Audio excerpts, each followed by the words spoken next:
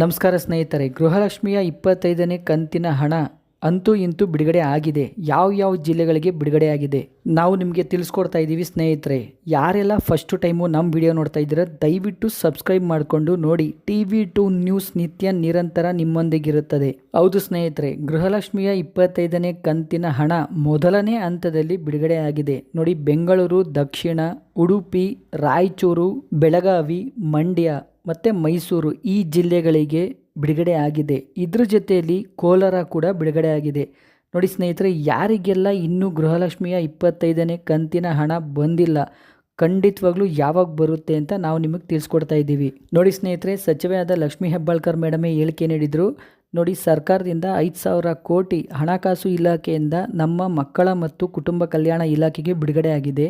ನಾವು ಅತಿ ಶೀಘ್ರದಲ್ಲೇ ಎಲ್ಲ ಗೃಹಲಕ್ಷ್ಮಿಯರ ಖಾತೆಗೆ ಜಮೆ ಮಾಡ್ತೀವಿ ಅಂತ ನೋಡಿ. ಸ್ನೇಹಿತರೆ, ಅದ್ರ ಪ್ರಕಾರನೇ ಖಂಡಿತವಾಗ್ಲೂ ನಿನ್ನೆಯಿಂದಲೇ ಬಿಡುಗಡೆ ಆಗಿದೆ. ಅದು ಕೇವಲ 2% ಜನರಿಗಷ್ಟೇ ಬಿಡುಗಡೆ ಆಗಿದೆ.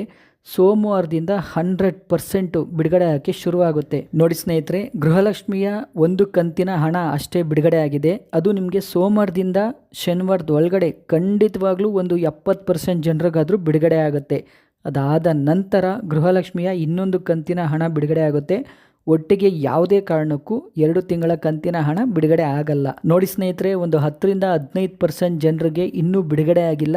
ಖಂಡಿತ ಒಂದು 2-3% ಜನರಿಗಷ್ಟೇ ಗೃಹಲಕ್ಷ್ಮಿಯ 2,000 ರೂಪಾಯಿ ಹಣ ಬಿಡುಗಡೆ ಆಗಿದೆ. ಅದು 25ನೇ ಕಂತೋ ಅಥವಾ ಫೆಬ್ರವರಿ ಕಂತೋ ಯಾವ ಕಂತಂತ ಈ ಕ್ಷಣದವರೆಗೂ ಕ್ಲಾರಿಟಿ ಸಿಕ್ಕಿಲ್ಲ. ಸ್ನೇಹಿತರೆ, ಖಂಡಿತವಾಗ್ಲೂ ಬಿಡುಗಡೆ ಆಗಿದೆ.